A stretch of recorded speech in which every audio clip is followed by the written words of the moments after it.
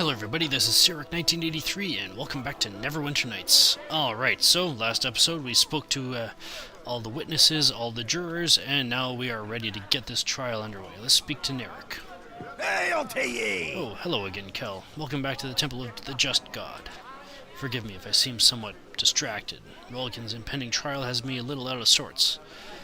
I've completed my investigations and I'm ready to begin Rolgan's trial. Are you quite certain, my lord? Once a trial begins, it cannot be ended prematurely or Rolgan's life will be forfeit. I'm ready. Let's begin. Excellent. I know all parties involved are anxious to settle this matter. I will send word to the prosecutor and everyone else involved. The rules of these proceedings are simple. The jurors will listen to the evidence and testimony, and as the trial progresses, they will use the swords and torches I have given them to indicate either guilt or innocence. Whenever a juror feels the accused is guilty, they will hold forth the sword in their right hand to symbolize the swift strike of justice. If they feel the accused is innocent, they will hold up the torch to symbolize the burning light of truth shining down on this trial. Sounds simple. Sword for guilty, torch for innocent.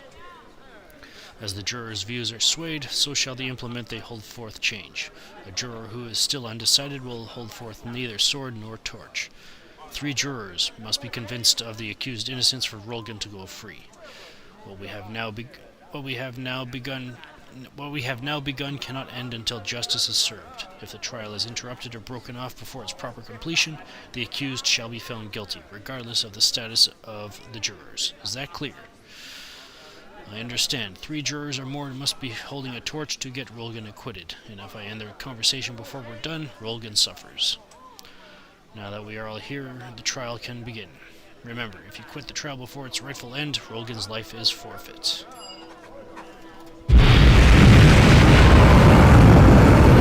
England of the Swift Sword. I am the special prosecutor in the investigation of the death of the Lord's Alliance mercenary known as Griff. And I would like to remind the jury that I have never lost a case. Never! The witnesses have been sworn in, and that may the light of Tyr's justice shine down on this trial and expose any lies in their testimony. To begin my case, I would like to question Lodar, an eyewitness to the events. I'm here, Your Honor. I'm not the judge, Lodar, just the prosecutor. You don't have to be so formal. Just call me sir. Please tell us what happened in your own words. Well, sir, it was night, and Griff was outside the barracks. All of a sudden, we heard this shout. We ran out, and Griff and that Uthgard there are going at each other with weapons drawn. Before we could step in, that savage stabs Griff right in the gut and runs off. We ran to get the cleric, but by then it were too late. Griff was gone. That savage killed him. That is all we require from this witness. Were it up to me, we could end the trial right now and declare Rolgan guilty. But custom dictates I allow the defense to question the witness if they wish. I'm ready for your questions, Lord Kel. Alright, so the key to this side quest or this trial is depending on how many torches you get up, it also determines your payout, your reward. So obviously if you can get a unanimous, you get the best reward possible. So, alright, so obviously Lodar is skewing his story a bit, so let's start off. I'm going to be going through the exact sequence in order to get a perfect score. So, did you see who actually started the fight? No, they were already going at it by the time we got there. So maybe Griff started the fight and Rolgan was just defending himself. Yeah, I guess. Could be Griff started it. I don't know. I wasn't there.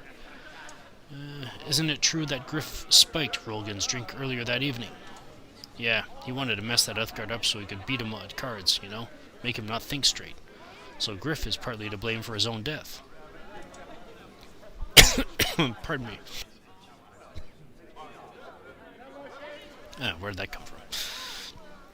Well, it was his fault the Uthgard was doped up. Maybe if Rolgan was in his right mind, he wouldn't have killed Griff. Can you tell me how Griff felt toward the Uthgard? He didn't like them much. He was always complaining about them as damn savage and filthy Uthgard, always picking fights with them, looking for trouble. So this fight could have been started by Griff. Wouldn't be the first time he let his temper get the better of him. Always was a bit of a hothead, especially when it came to those Uthgard. He hated them something fierce. I have no more questions for this witness. If defense counsel has finished trying to obscure the truth, I will call Zed, my next witness. Zed, tell the court what you witnessed on that night. Right, sir. Well, it's like Lodar said. Griff was outside, we heard him shout, we run out, and the Uthgard sticks a blade in Griff's belly. Then that savage runs off to the temple like for sanctuary like some kind of coward. Well spoken, Zed. He ran off like a murderous coward. Obviously he's guilty. They always run when they're guilty. This case might be my easiest win yet. Your witness, Kel. I'm ready to answer this man's questions. You never actually witnessed the start of the fight, did you? No, I didn't see who started the fight, so yeah, it could have been Griff, if that's what you're getting at. Griff had spiked Rolgan's drink that night, right, Zed? Yeah, he put something in Rolgan's drink, made his mind fuzzy, so he didn't really understand what he was doing. Don't you think that's a mitigating circumstance in what happened? I don't know what mitigating means, but Griff shouldn't have spiked that Uthgard's drink. That's wrong. Griff was always doing stupid stuff like that. Rolgan lost a lot of money that night, didn't he, Zed? Can you explain that? Griff cheated. He wanted to win so he could humiliate that Uthgard, embarrass and ruin him, so he cheated during the card game. Don't you think that might have been a factor in Griff's death? I warned Griff that Uthgard would be mad after losing everything he owned. I said it would lead to trouble, but Griff didn't care. He said he welcomed trouble with the Uthgard. I have no further questions for this witness. If the defense has finished with their blathering, the prosecution has only one witness left. I call on Vanda, the wife of the accused. I am here. Ask your questions. I sense some hostility in your part, young lady. Please remember, I am only doing my job. It's not my fault your husband had to go on a killing spree. Igland, I have given you a lot of leeway in this case, but you are coming very close to crossing the line of what is acceptable. Sorry, Your Honor, but this woman is looking at me like she wants to kill me. It must run in her family. Neither my husband nor I would ever commit vile murder. We Uthgard are an honorable people. Yes, you Uthgard take honor very seriously. Wasn't Rolgan ashamed at having gambled away everything he owned? Didn't he want to do anything to wipe away that shame? Yes, but he wouldn't have killed that man. So you say, but we know how strong Uthgard honor is, and Rolgan is a proud warrior. Surely a jury as intelligent and attractive as this one must realize that his pride would have driven Rolgan to kill Griff in a desperate attempt to salvage his wounded honor. Defense may cross-examine now. I have no further questions for this witness, since she all but admitted her husband is a rampaging serial killer. Okay. Eglin, don't push me. Sorry, Judge. I won't say another word while the Honorable Lord Kel tries to defend these crimes. I am ready for your questions, Lord Kel. Tell me why you sent your husband to see Griff. I told Rolgan to go speak with Griff, to beg him to return the heirlooms he had taken from us, to appeal to Griff's sense of decency. My husband is no killer. He only went back because I sent him there to talk with Griff. I have no more questions for Vanda. If it pleases the court, the prosecution rests its case. Can't we just start the execution now? No? Okay, defense may call their witnesses if they wish, though I hardly see the point. I would like to question Rolgan.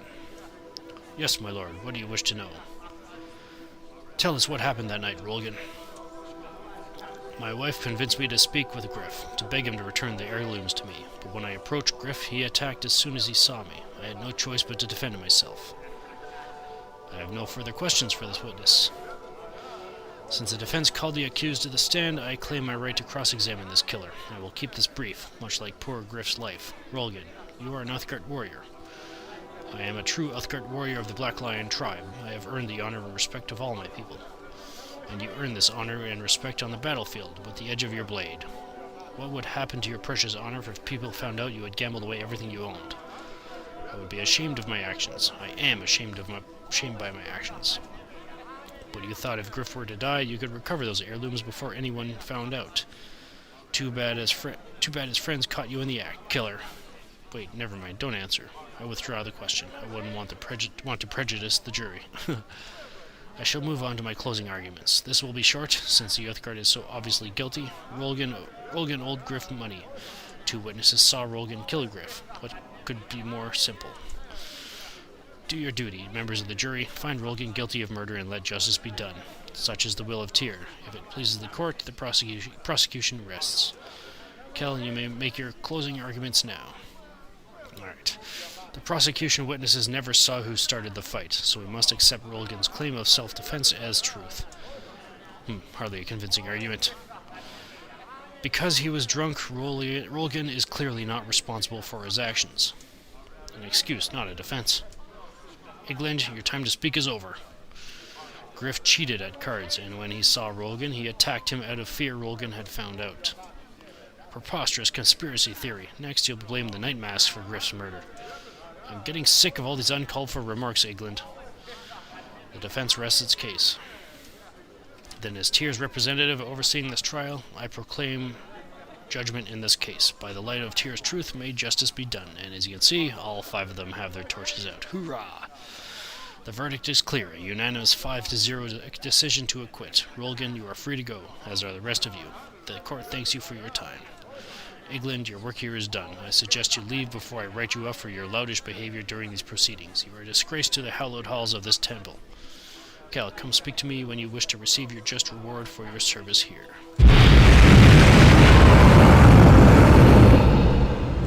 And that, as they say, is that. Alright, let's speak to Nerik. Hail to ye! You were called upon to do your duty in administering the justice of Tyr's court, Cal. The church is grateful you answered the call. Your performance at the trial was truly amazing, Cal. A unanimous verdict. Such an overwhelming result will do much to quell any rumblings among the Lord's Alliance soldiers over the outcome of the trial. For your exemplary service, you have earned the undying gratitude of this Temple of Tyr. Please accept this token as a sign of my own appreciation of the spectacular job you have done in the service of Tyr. And there you go. Yes, as you can see, the experience is very much worth it. 1,562 experience and 2,000 gold. Booyah. Now, is there anything else I can do for you, Kel? Persuade? Alright. Well, I suppose it can be difficult serving Tyr's cause, particularly in light of all the recent events concerning Fenthik and now Erebeth. Very well, Kel. I have another 100 gold pieces I can spare you. Any more than that, and I would have to give you funds marked for Temple's poor buck. I'll be going now. Go with Tyr's blessing. And yes, this is where Nerik will always end up being, so it's not much of a travel, so yeah. Alright, so yeah, that's the end of the trial, and which means, next step, well, we've got to go searching for the first word of power. And before next time, I will get my actual combat equipment back out. I just put the white cloak on because it looked cool. Took his helmet off for, formality's sake. But yeah, we'll be getting back suited up, ready to head out to the Coldwood. This is Ch.3 1983, and yes, I will sell off any excess equipment I have with Nerik here. And yeah, so this is Ch.3 1983 signing off. Thank you for watching, and have a good one.